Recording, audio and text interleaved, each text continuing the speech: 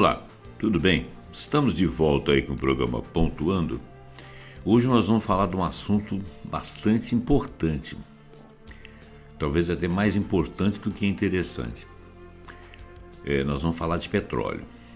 O petróleo, ele é o pilar invisível da civilização moderna.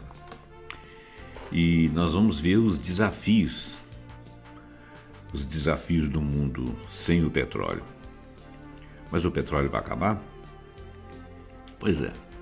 Nós vamos fazer uma série de conjecturas aqui e o petróleo só é visto como combustível. As pessoas, quando falam de petróleo, falam de carbono, demanda de carbono no ar. Tudo bem, isso é verídico. Um bom percentual do petróleo é combustível para centrais elétricas, combustível para automóveis, aviões, barcos. Difícil de ser substituído. Para aviões, por exemplo, é complicado. Para automóveis ainda tem o elétrico, mas o elétrico não tem tanta autonomia. A maioria está sendo híbrida.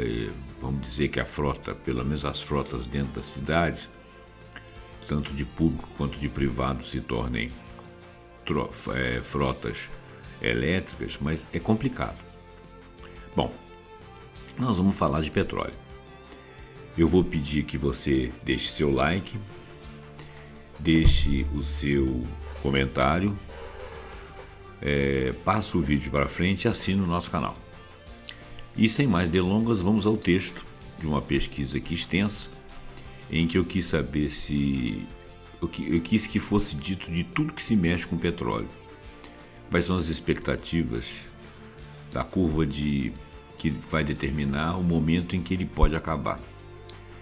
Bom, se nós conseguirmos substituir alguns usos do petróleo, a gente possivelmente vai conseguir que ele acabe talvez daqui a um século. Mas será que até lá nós vamos conseguir substituir tudo que ele produz para nós? Porque a gente não tem noção, as pessoas comuns não têm noção de que o petróleo está em tudo que nós mexemos. Se o petróleo acabasse da noite para o dia, nós íamos enfrentar um encadeamento de eventos que em um ano nós vamos perder bilhões de pessoas por falta de comida, por falta de tratamento de água, por falta de remédio, porque os estoques todos acabariam com 8 bilhões de habitantes no mundo e uma boa parte consumindo muito, né? Parava o mundo todo. E aí um que vende aqui, uma coisa aqui de um lado precisa do outro, é tudo transporte, é tudo produção, você não fabrica, se fabrica não transporta, você não faz energia, você morre de frio, você não tem aquecimento, você não tem produtos para trocar, para reparar. Vamos ver. O petróleo frequentemente é percebido primariamente como combustível. É, na verdade, a espinha dorsal material e energética da civilização tecnológica moderna. Uma interrupção súbita no seu fornecimento desencadearia consequências catastróficas. Eu não sei nem medir. Mas aqui nós vamos falar disso, levando a um colapso em cascata de sistemas interdependentes que sustentam a vida contemporânea. A participação do petróleo na escala industrial transcende largamente o setor de energia. Largamente o setor de energia. Aquilo tudo que se produz com os derivados de petróleo vai muito além do gasto do petróleo com energia. Isso usando o petróleo como energia, transformado para produzir energia. Mas, se a gente conseguir substituir toda a energia do petróleo, oriunda no petróleo, nós ainda teríamos inúmeros itens que nós não teríamos como produzir sem petróleo. Teríamos que fazer pesquisas em muitos itens para poder substituir toda essa cadeia de produção que é necessária ao nosso mundo nosso mundo atual, e que poderia com certeza nos remeter a idades lá para trás. A gente voltaria lá até mesmo se você imaginar que nós voltaríamos a ter agricultura, só agricultura, sermos tribos que plantavam para comer e criavam animais, até mesmo nessa situação a gente teria problemas. Claro que antes disso morrem muitos, a população é muito grande, muito dependente de petróleo, E as populações antigas nunca chegaram a ser bilhões de pessoas, custou muito para chegar a 2 bilhões, depois 4 bilhões, agora 8. Demorou muito, porque as pessoas morriam com 35, 40 anos, a pessoa era chamada de velha. Qualquer doença que tivesse, matava a pessoa. Uma gripe forte, a pessoa morria. Uma pneumonia, a pessoa morria. Então, bactérias, se você adquirisse uma bactéria, como a população era menor, a disseminação de coisas era menor, as pessoas viviam mais esparsamente, não era tão urbanizado. Então, vamos dizer assim, a gente não tinha desenvolvimento, porque não existia nada de petróleo, não existia nenhuma tecnologia além do petróleo, mas as populações eram muito menores. Como com esse crescimento devido a todos os insumos e tecnologias, principalmente calcadas do petróleo, a gente chegou a 8 bilhões de habitantes. Então dá para entender mais ou menos, né? As pessoas viviam menos, não tinha remédios, os remédios eram naturais, nem todos davam conta de coisas importantes que nós sabemos hoje em dia. Hoje em dia nós temos uma capacidade de saúde muito grande, inclusive o mundo hoje em dia produz muita riqueza. É inconcebível o mundo hoje em dia ter pessoas passando fome, pessoas com necessidades de água, pessoas com necessidade de deslocamento e tal, porque o mundo hoje em dia é muito rico. Só que essa riqueza está concentrada na mão de alguns, não está distribuída nem mesmo para um lumping de sociedade, que são pessoas que estão largadas aí. Mas essas pessoas são a minoria. Ainda bem, são minoria. Claro que a riqueza concentrada na mão de meia dúzia faz com que a maioria não seja rica e passe algum tipo de necessidade.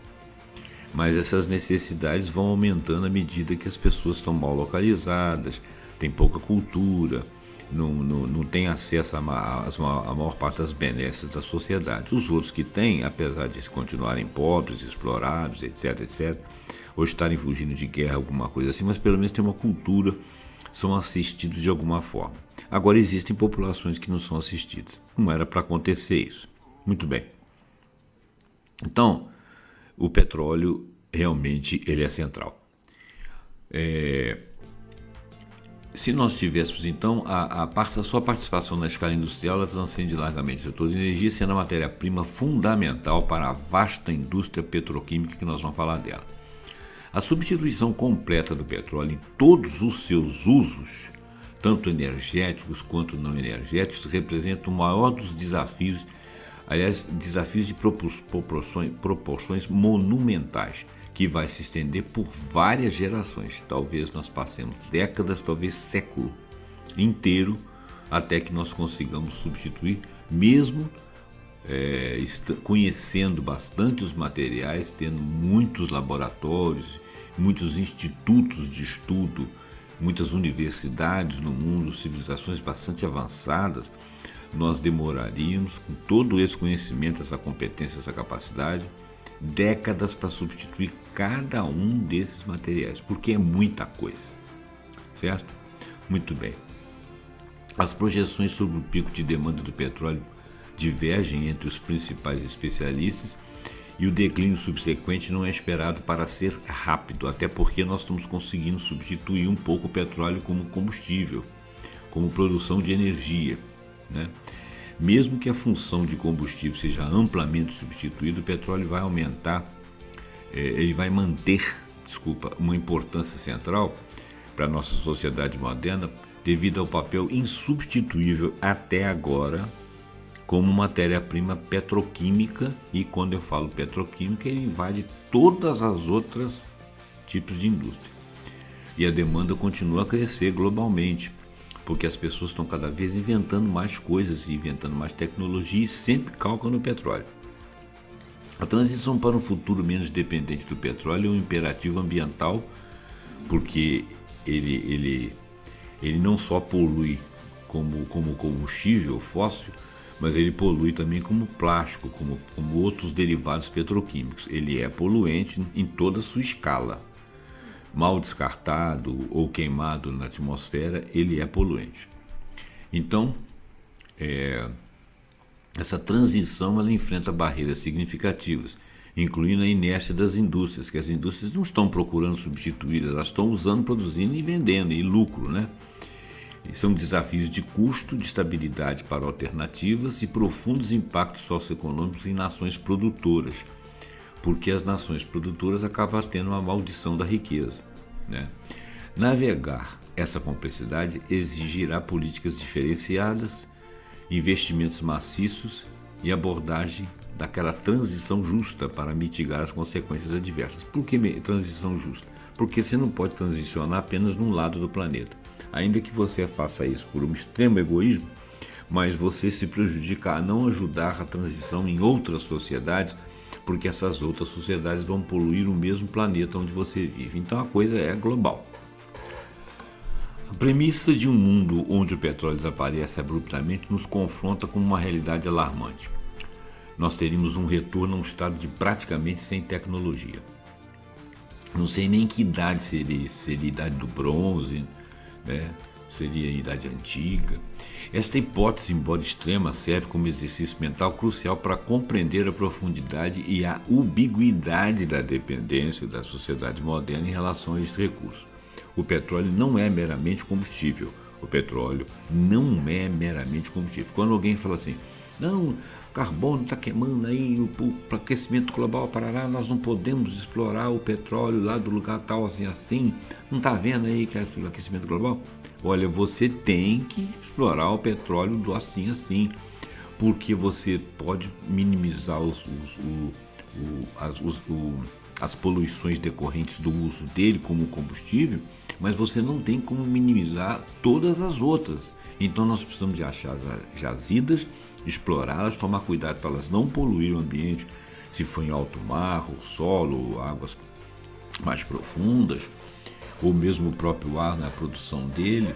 Por quê? Porque nós precisamos dele, senão a sociedade acaba, a sociedade para, da noite para o dia, né?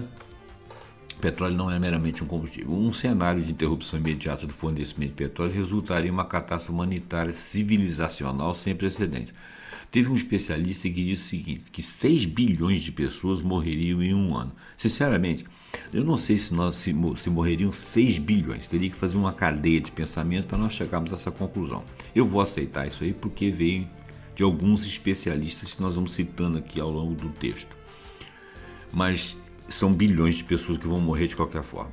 As consequências que se desdobrariam rapidamente, em 25 dias só, o diesel e a gasolina já estariam esgotados. Mesmo que alguns países tenham reservas, mas eles não têm reserva necessariamente de diesel e de gasolina. E parando a distribuição de alimentos e parando a distribuição de remédios na indústria, isso levaria a um problema generalizado, principalmente fome. Em pelo menos 100 dias, metade da população mundial poderia ter perecido ou estar em vias de perecer, por não ter água tratada, por não conseguir chegar água em todos os lugares, por não chegar comida em todos os lugares. Poderia ter fortes problemas, inclusive de remédios, né, tal, hospitais. Então nós teríamos uma boa quantidade de pessoas morrendo nessa situação. Não sei se metade são 4 bilhões, né? Em 100 dias, metade da população poderia ter perecido, com a infraestrutura de água e eletricidade gravemente comprometida, porque nos lugares onde você precisa de aquecimento, que são lugares extremamente frios, você teria populações saindo de lá ou morrendo de frio e tornando o acesso a recursos básicos quase impossível para habitantes urbanos. Recursos básicos o quê? Da própria água, da eletricidade, de alimentação e remédio.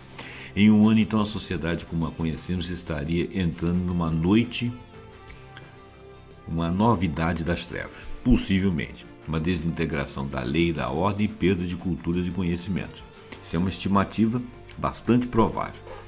A infraestrutura global baseada em combustíveis fósseis levou 2 séculos para ser construída. 2 séculos para ser construída. Olha, levou 2 séculos para ser construída, foi construída muita coisa que nós desenvolvimos demais em 2 séculos. Representando uma parte material de investimento mundial e fornecendo quantidades imensas de energia flexível e utilizável em custo moderno. A sua remoção súbita, completa, se isso acontecesse, seria no curto prazo irreversível, porque se acabar nós não conseguimos reverter. No curto prazo não. E esse curto prazo aí demandaria, porque vai morrer muita gente, vai desorganizar muito o mundo, onde você teria pessoas que pudessem ter capacidade de se concentrar para substituir e produzir alguma coisa tecnológica para salvar os que sobraram. Então, a sua remoção súbita ela seria realmente reversível em termos de civilização tecnológica. Eric Warnes, economista-chefe da empresa Equinor, ressalta que a prosperidade, progresso econômico e sistema econômicos inteiros e todo o sistema de comunicação que nos permite visitar uns aos outros, todo ele, de uma forma completamente diferente do que fazíamos antigamente, muito antigamente, por exemplo, são baseados em uma economia com petróleo. A dependência do petróleo não se restringe a veículos ou aquecimento de países frios. Ela se estende intrinsecamente à geração de eletricidade, especialmente para equilibrar a rede diante da intermitência das energias renováveis, são as chamadas termoelétricas. Ela abrange os sistemas de comunicação, incluindo telefones celulares, televisão e a própria internet, e se estende até o bombeamento de água potável. A interrupção do petróleo não significaria apenas falta de combustível. Não é só isso. Mas um colapso em cascata de sistemas interdependentes que sustentam a vida urbana e a tecnologia. A afirmação explícita de que toda a comunicação é baseada em uma economia com petróleo e que a indisponibilidade de infraestrutura de comunicação é um impedimento para a adoção de tecnologias avançadas na própria indústria do petróleo, revela uma dependência fundamental e muitas vezes invisível da infraestrutura digital em relação à energia fóssil. A complexidade e a interconectividade da infraestrutura tecnológica social moderna amplificam os efeitos de uma falha em um componente central como o petróleo, levando a uma desintegração social e econômica rápida e severa. A pervasão industrial. Pervasão indica uma presença e um impacto em praticamente todas as áreas da atividade industrial. Isso aí que teria o significado de pervasão. O petróleo é a seiva da vida do mundo moderno e sua importância transcende amplamente o uso de combustível. Já falamos nisso. Ele serve como matéria-prima essencial da indústria petroquímica, né? E essa indústria fabrica uma gama de produtos indispensáveis para o cotidiano e para o funcionamento da economia global. Em 2022, o setor industrial que usa insumos de petróleo foi responsável por 27,5% do consumo total de petróleo. Vamos dizer que no entorno de 30% a 35% seja consumo industrial. Nos Estados Unidos, por exemplo, sendo esse patamar de 27% a 30% foi superado apenas pelo setor de transporte, que respondeu 66,6% do petróleo consumido. Porém, não foi só para combustível. Foi para óleos, foi para pneus, foi para uma série de coisas relativas ao motor, relativas ao transporte. Entendeu? O coração da petroquímica, que são os plásticos e os polímeros. Os produtos petroquímicos são intrinsecamente parte da estrutura de nossas sociedades. Nós usamos tudo que eu vou falar aqui, né? Nós chegamos entre roupas, pneus, produtos, uma vasta gama de produtos modernos, equipamentos médicos, tudo demanda petróleo. A demanda por plástico, por exemplo, que é o grupo mais familiar dos produtos petroquímicos, mais reconhecidamente como produto petroquímico, tem superado a de todos os outros materiais a granel, como aço, alumínio, cimento, e quase dobrou desde o ano de 2000. E outra coisa, para você produzir o aço, retirar ele de lá, produzir o aço, o alumínio e o cimento, você precisa de petróleo. A onipresença desses materiais pode ser observada com inúmeros exemplos. Por exemplo, plásticos e filmes. O etileno, um petroquímico primário amplamente utilizado na produção de diversos filmes de plásticos, poliestireno de alta densidade, os HDPE, polietileno de baixa densidade, LDPE, polipropileno, PP, poliestireno, PS e PVC, são termoplásticos chaves, fundamentais para uma miríade de aplicações, mas muita coisa mesmo. Todos esses materiais são largamente utilizados. nas embalagens. Plásticos derivados de petróleo são cruciais para embalagens de alimentos e outros produtos comerciais, garantindo a conservação e a distribuição eficiente. Têxteis e roupas, fibras de nylon derivadas de benzeno são extensamente empregadas no setor de embalagem, na fabricação também de roupas. O poliéster, outro derivado petroquímico, também é componente essencial da indústria têxtil, inclusive a indústria têxtil que é usada para a medicina.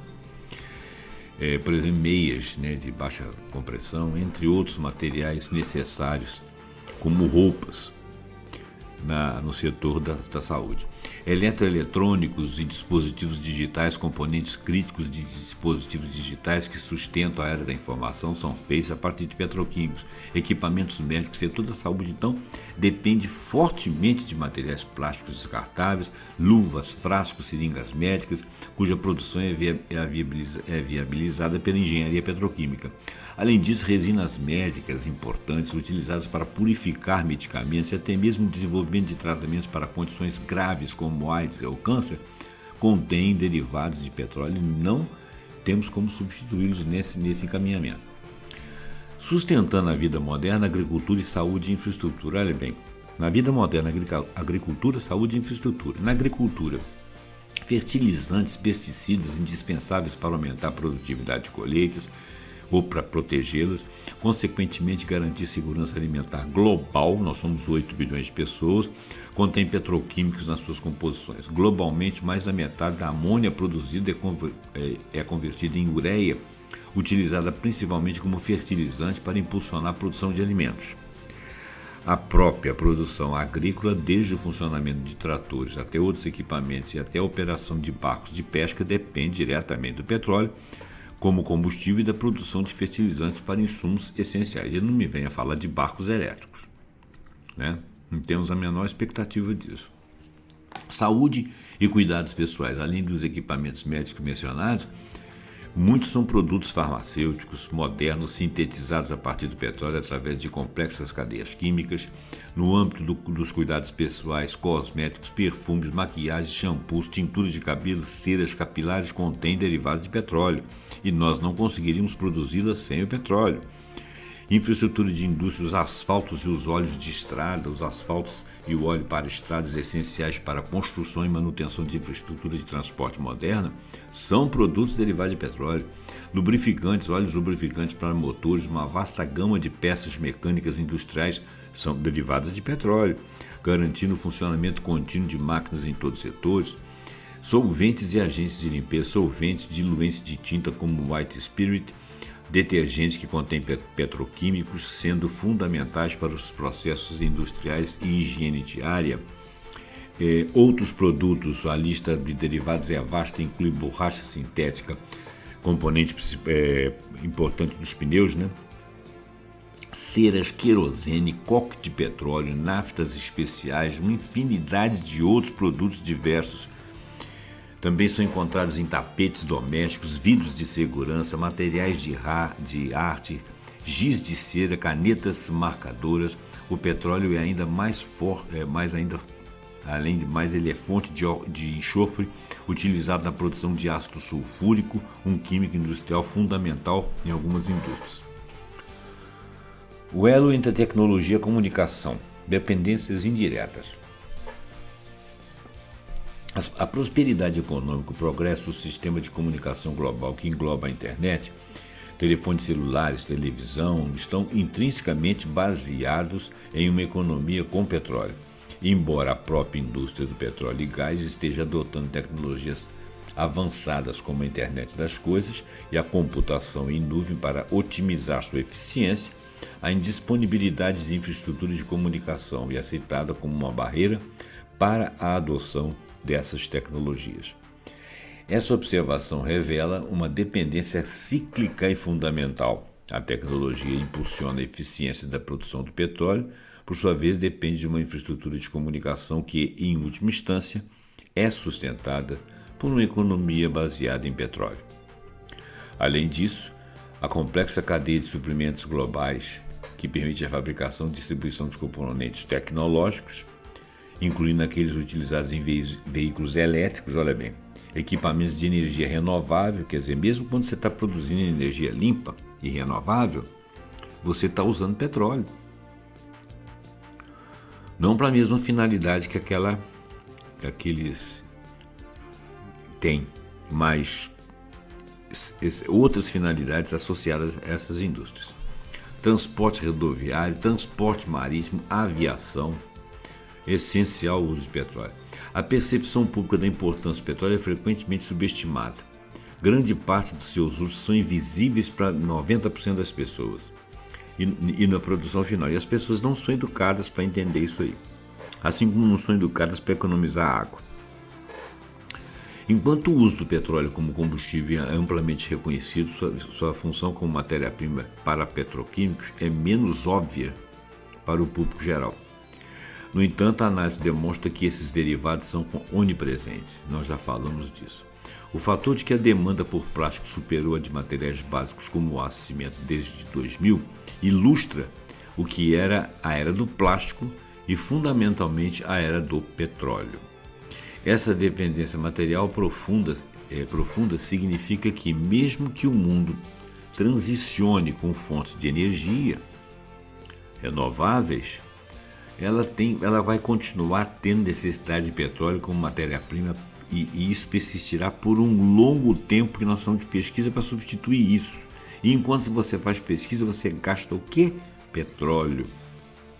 Tornando-se então uma ideia de um mundo sem tecnologia se nós não conseguimos substituir. Muito bem. Cenário de substituição, uma transição de gerações. Realmente, não vai ser uma geração que vai fazer essa mudança. Apesar da crescente pressão global para descarbonizar a economia, não usar petróleo como combustível, a substituição completa do petróleo, não apenas do combustível, abrangendo todos os seus usos energéticos e os não energéticos, é um processo de longo prazo, de complexidade notável. Eu diria que provavelmente é uma coisa quase impossível de ser feita instantaneamente.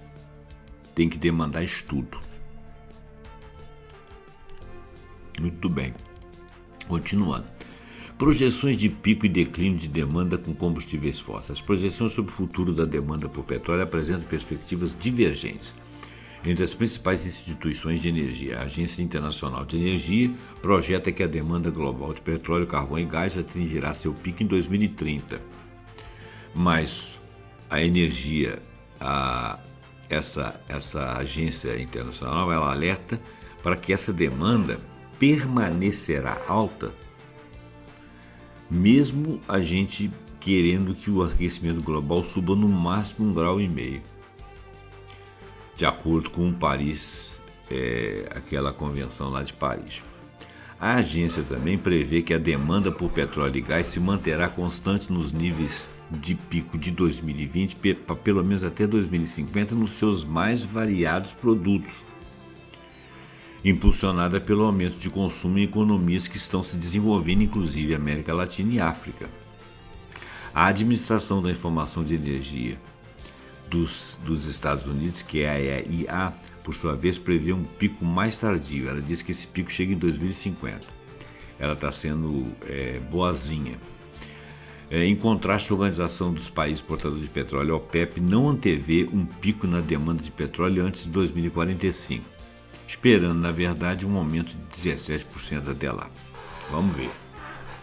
É crucial entender que pico não significa declínio rápido, tá? Quer dizer, você chega ao pico e depois você vai declinando gradativamente. Assim como você sobe gradativamente, você declina gradativamente. As projeções da agência internacional indicam que, embora a demanda possa atingir o ponto máximo, ela não diminuirá de forma acentuada e a demanda por petróleo, especificamente para transporte, pode começar a declinar em 2026 agora. Mas o papel do petróleo como ingrediente-chave em plásticos e outros produtos químicos continuará a impulsionar o consumo, com um pico de demanda total de petróleo possivelmente ocorrendo entre 2028 e 2030. Talvez antes, talvez depois. O contexto histórico adiciona uma camada de ceticismo às previsões de curto prazo para a substituição total, ou seja, substituir o petróleo em previsões de curto prazo. Previsões de pico de petróleo remontam à década de 1880 e foram repetidamente incorretas. Exemplos incluem as projeções de M. King Hubbert entre 1956 e 1974, que foram superadas pela produção real. Estranhou-se aquilo que se conseguiu, demonstrando a dificuldade de fazer previsão, num mercado complexo. Projeções de pico.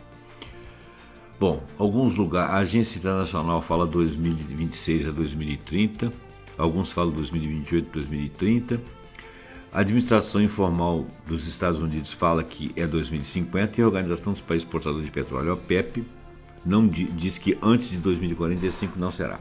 Então as projeções de pico de demanda de petróleo variam significativamente. Eu acho que a população está começando a decrescer um pouco,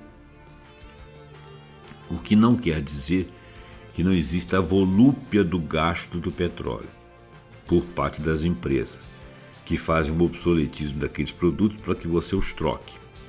Você está moderando a natureza exatamente porque você trocando precisa de petróleo em todos eles. Muito bem. Então, desafios da substituição em larga escala. A substituição de infraestrutura energética baseada em combustíveis fósseis que levou o mundo, no mundo 2 séculos para ser efetivada, substituir por novos arranjos baseados em energia renovável. É uma tarefa difícil que nos ocupará por várias gerações. Isso ele está falando da geração de energia. Nós substituímos por energia renovável.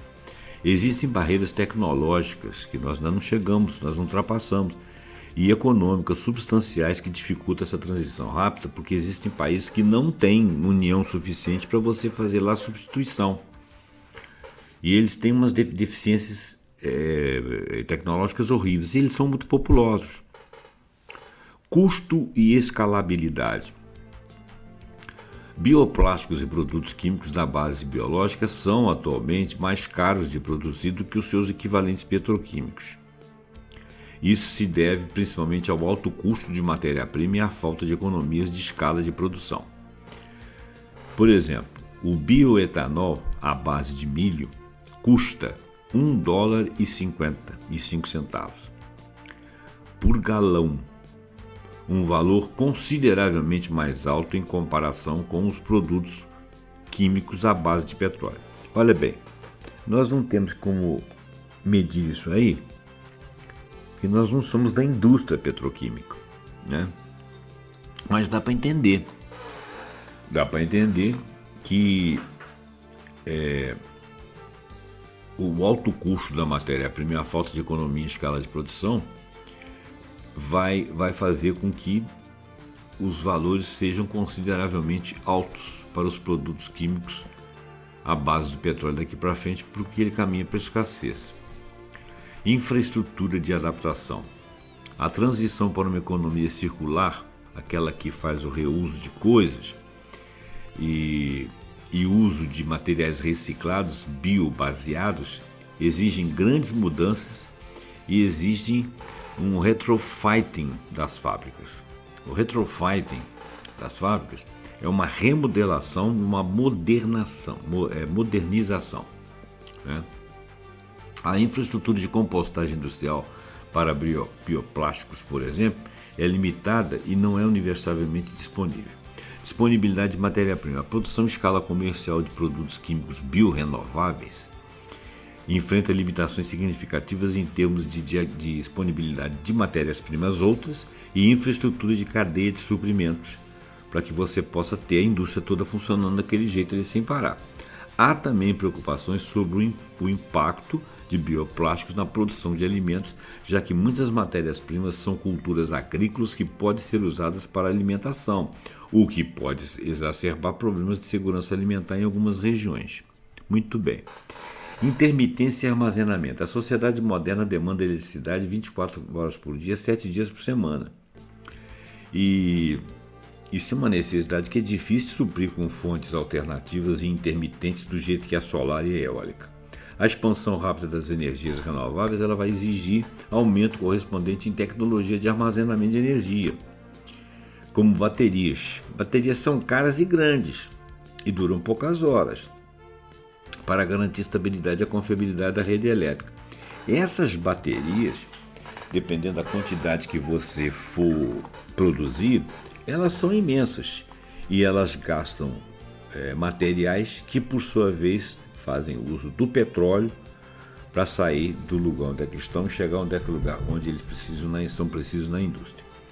Energias renováveis de veículos elétricos. A Agência de Eletricidade Mundial, ela considera a transição para a energia limpa imparável, ou seja, não vamos parar, vamos continuar. Impulsionada pelo crescimento recorde de tecnologias como a solar fotovoltaica e carros elétricos, porém ainda com deficiências, né? Além disso, as energias renováveis têm o potencial de fornecer 50% da matriz elétrica global até 2030, mas nós vamos continuar usando como energia. Além disso, o custo da eletricidade solar caiu 85% entre 2010 e 2020, o que favorece o uso. Agora, ela é intermitente. Se você tiver um mês de céu nublado, você vai ter que gastar das termoelétricas ou das hidrelétricas, tornando renováveis as opções de energia mais barata em muitas partes do mundo. Mas veículos elétricos oferecem benefícios como torque instantâneo e aceleração linear, mas tem baixa autonomia.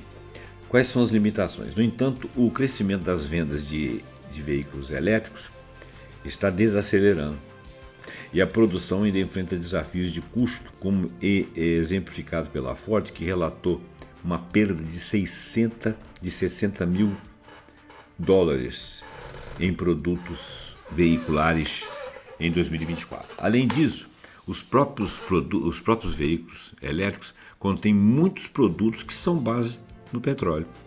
Então, quer dizer, você tem veículo elétrico andando por aí ou veículo elétrico do transporte urbano, ainda assim existem nesses produtos maiores insumos que são menores, que são plásticos e etc. Né? A crescente demanda por minerais críticos, cobre, lítio, cobalto, para baterias e outras tecnologias renováveis cria vulnerabilidades na cadeia de suprimentos e riscos geopolíticos, além de levantar preocupações ambientais relacionadas à extração desses materiais, considerando que a extração de muitos desses materiais precisa de petróleo. Bioplásticos químicos e base biológica. O mercado de produtos químicos biorrenováveis, né, ou seja, aqueles que não são petróleo, está experimentando um crescimento muito bom, com projeções de atingir 39 bilhões em 2034, daqui a 10 anos, 9 anos. Empresas de têm demonstrado disposição de pagar um prêmio por insumos sustentáveis. Avanços da biotecnologia e a catálise estão permitindo a produção de ingredientes biobásicos para estruturas moleculares e precisas e eficácia aprimorada, oferecendo alternativas promissoras a petroquímicos em setores com cuidados pessoais. Limitações quais são? Apesar do crescimento e da escalabilidade, e o custo continuam sendo os principais desafios para a adoção generalizada dessas matrizes, porque você tem que instalá-las e mantê-las, e nem sempre elas estão produzindo energia. É uma coisa cara que não se paga no dia a dia, né? Então tem muitas limitações. A produção em escala de quilogramas, um programa piloto, ainda está longe da escala industrial.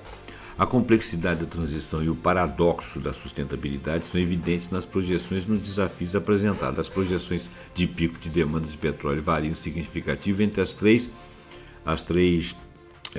agências que estudam, ou organizações. A Organização de Energia dos Estados Unidos, outra a Organização de Energia Mundial e a OPEP, né, produtores de petróleo. Historicamente, as previsões de pico têm sido imprecisas.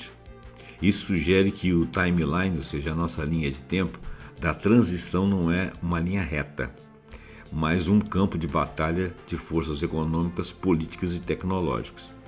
Além disso, a transição para energias renováveis e materiais biobaseados, embora essencial, não é isenta também de desafios. Essa indústria exige uma nova infraestrutura, que seria redes, armazenamento, reciclagem de baterias, que elas são tóxicas, inclusive. Novos recursos minerais críticos, que às vezes você não tem disponibilidade, você já vai entrar na geopolítica mundial se você quiser pegar em algum outro país, e se você resolver tomar, ou se você pedir e resolver não dar e barganhar com aquilo. Olha só, é uma questão geopolítica também. Então, isso sugere que a nossa linha de tempo de transição não é uma linha reta, mas um campo de batalha. Além disso, a transição para energias renováveis e materiais biobaseados, embora essencial, não é isenta de desafios. Ela exige uma nova infraestrutura, que seriam redes, armazenamento, reciclagem de baterias, novos recursos dos minerais críticos, e pode gerar novos problemas de resíduos, por exemplo, de tsunami de lixo, de instalações eólicas e solares desativadas. Isso demonstra a substituição do petróleo não é uma simples troca de uma fonte por outra, mas uma reengenharia completa e da economia global e das cadeias de valor.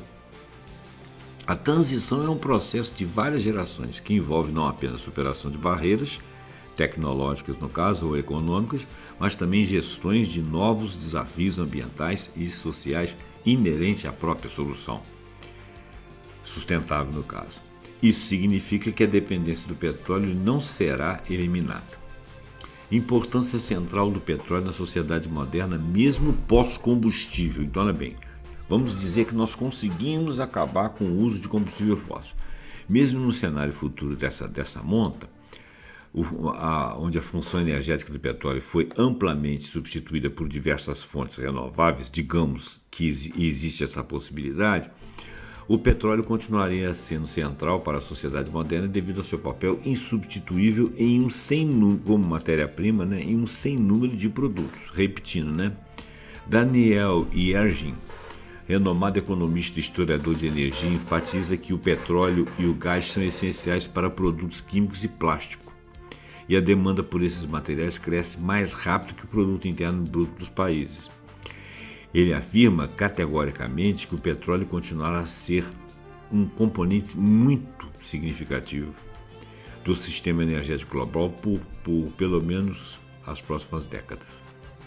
A Agência Internacional de Energia reitera que os petroquímicos são parte da estrutura de nossas sociedades e que a dificuldade para encontrar alternativas para muitas explicações é um fator que sustenta o crescimento robusto da nossa demanda por esses produtos. O Václav Smil, um dos maiores pensadores globais de energia, aponta que não há alternativas em larga escala que possam ser implantadas imediatamente para substituir o carbono fóssil, mesmo o carbono fóssil, a demanda de energia, nos pilares de nossa civilização. A produção de ferro primário, por exemplo, cimento, amônia e plástico consome petróleo. Esses materiais são a base da infraestrutura moderna, não podemos viver sem eles. É base da agricultura e base da manufatura. A demanda por petroquímicos, que representa 12% da demanda global de petróleo, deve aumentar ainda mais. É notável que economias avançadas como a dos Estados Unidos e da Europa consomem até 20 vezes mais plásticos e 10 vezes mais fertilizantes per capita do que economias em desenvolvimento como Índia, Indonésia e possivelmente o Brasil. Essa disparidade sublinha um enorme potencial de crescimento global para esses produtos. A narrativa comum sobre a transição energética deve focar na substituição do petróleo como combustível. No entanto, os dados de Yergin e de Smil, citados, revelam uma dependência igualmente, se não mais arraigada, a do petróleo como matéria-prima. As pessoas têm dificuldade de largar o petróleo. A demanda por petroquímicos, especialmente plásticos e fertilizantes, não apenas persiste, mas cresce mais rápido que o PIB global, com um vasto potencial de expansão em economias de desenvolvimento. Contraditório, perspectiva de futuro menos dependente. Embora a dependência do petróleo seja profunda e multifacetada, existem fortes argumentos e movimentos globais em direção a um futuro que dependa minimamente de combustíveis fósseis. Argumentos para a transição acelerada. O imperativo ambiental é de saúde e dos principais motores ele é um dos principais motores para a transição. Por quê? Porque se você poluir ar, mar e terra, você dificulta a vida do indivíduo. E se ele começa a não conseguir se realizar na sociedade, porque a sociedade está vivendo em função da tecnologia, ele não vai sair do lugar, vai dar mais prejuízo do que benesses. Os benefícios econômicos de segurança energética são significativos. Energias renováveis são abundantes em todos os países, o que reduz a dependência de importações de combustíveis fósseis e vulnerabilidades a choques geopolíticos como os que estão acontecendo atualmente. E não se iluda, não tem ninguém brigando a não ser por influência financeira ou econômica. Além disso, o custo da energia renovável está caindo rapidamente, tornando-se a opção de energia mais barata em muitas partes do mundo. Porém, ela é intermitente, né? Você não liga e fica com ele o dia inteiro ligado, que vai acabar o gerador, combustível. Esse gerador tem que, para ele não ser combustível fóssil, ele tem que ser reabastecido por outra unidade. Se for um local em que você leve muito tempo para voltar, passa por algumas cidades, vai até a central receber a sua cota e tem que ligar isso aí lá no navio, isso é tudo muito complicado. Bom, a transição pode impulsionar o crescimento econômico, criar empregos. Cada dólar investido em renováveis cria 3 vezes mais empregos do que as indústrias de combustíveis fósseis, e isso pode aliviar a pobreza. Avanços tecnológicos têm sido cruciais. A revolução do gás de xisto, impulsionada por tecnologias como o fracking, que é o fraturamento hidráulico, e a perfuração horizontal, transformou os Estados Unidos numa superpotência energética, reduzindo sua vulnerabilidade estratégica e dependência de petróleo do Oriente Médio. Porém, esse petróleo obtido dessa forma é altamente poluente e ele é caro, tá? Há estudos que demonstram a viabilidade de sistemas de energia 100% renováveis até 2040. Não sei se vai ser verdade. Quais que seriam os desafios? Existe uma inércia na indústria de investimento. A indústria de petróleo e gás como um todo, ela tem uma força marginal na transição para a energia limpa. É como se uma coisa ficasse segurando. E ela responde então apenas por 1% do investimento global em energia limpa. Teria que haver investimentos maiores.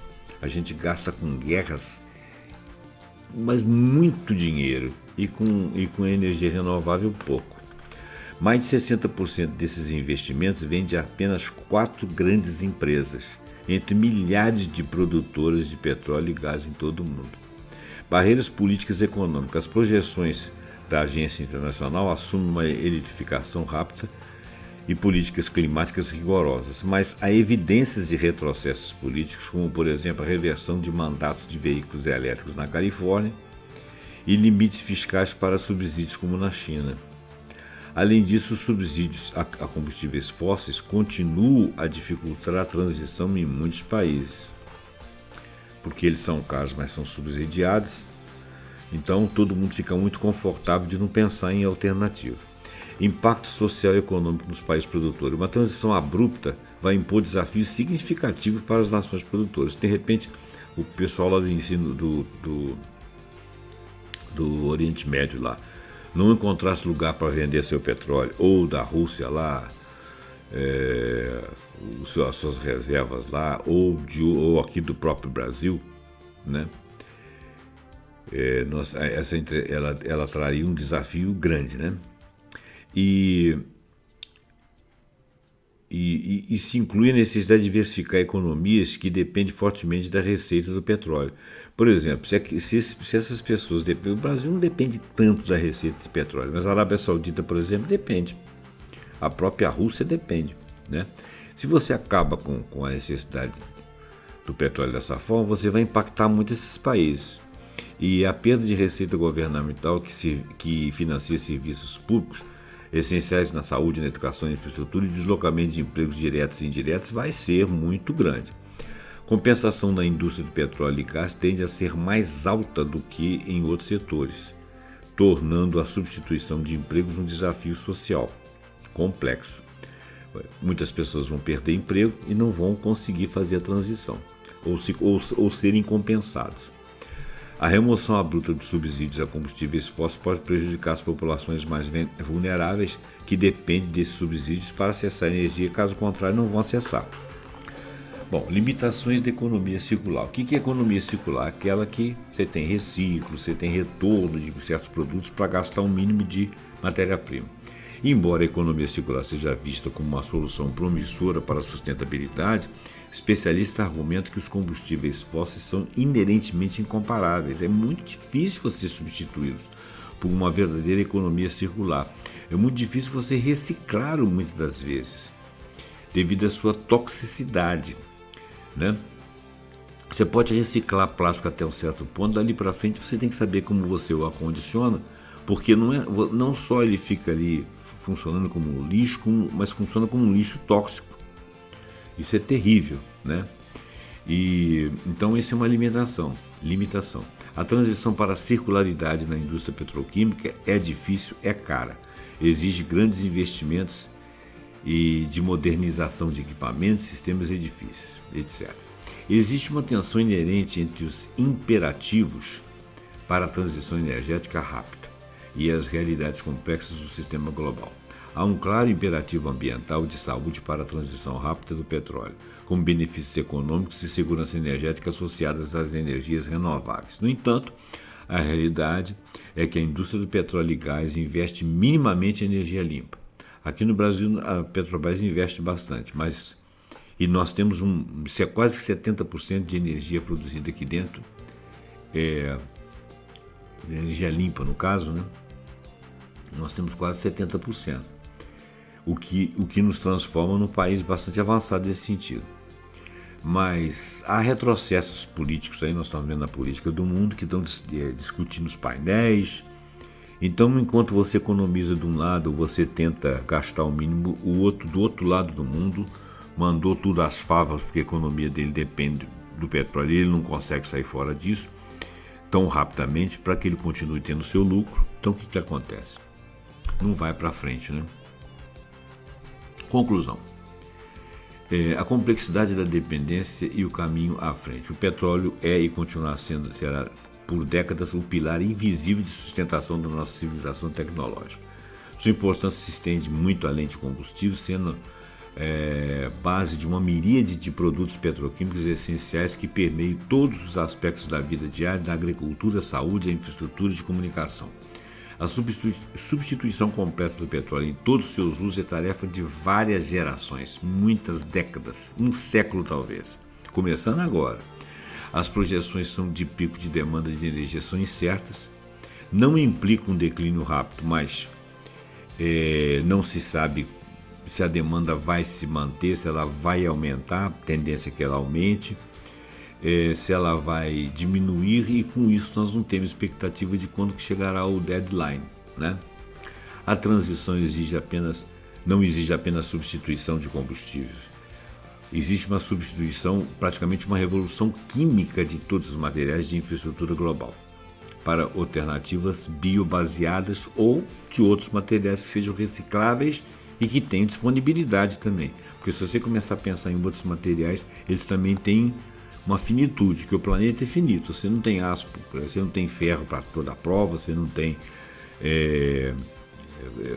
pedra para toda a prova, você não tem cimento para toda a prova, você não tem o resto da vida e mais 6 meses. A maioria desses produtos, né? Eles vão acabar um dia, né? Então, é um imperativo ambiental que nós começamos a pensar na complexidade das nossas indústrias, na capacidade das nossas reciclagens, na substituição de produtos, e que também não se venha a se exaurir esses produtos, e que eles também não sejam poluentes. Então, o que nós temos pela frente é uma coisa hercúlea. As implicações políticas e investimentos futuros são profundas. As políticas devem reconhecer a dualidade da dependência do petróleo, tanto como combustível quanto como matéria-prima, e focar nas estratégias diferenciadas por setor, né? Finalmente, a colaboração deve ser global. Todos colaborarem com todos. Essa competição não me interessa. Nós estamos começando a entrar em encruzilhadas históricas. Será essencial navegar nessa complexidade de transição juntos, equilibrando a necessidade de descarbonização que nós temos, acabar com as poluições dos restos de plástico, dos microplásticos nos oceanos e pensar em realidades econômicas e sociais de produzir a partir de agora uma independência desse material economicamente basal da nossa sociedade moderna tecnológica. Muito bem, gente. Então, foi um texto relativamente grande. Eu suprimi uma série de coisas para que ele pudesse caber nesse tempo. É interessante a gente pensar nisso aí e fazer essa leitura. Eu agradeço a sua atenção. Até o próximo programa, pontuando algum assunto que nós acharmos muito interessante.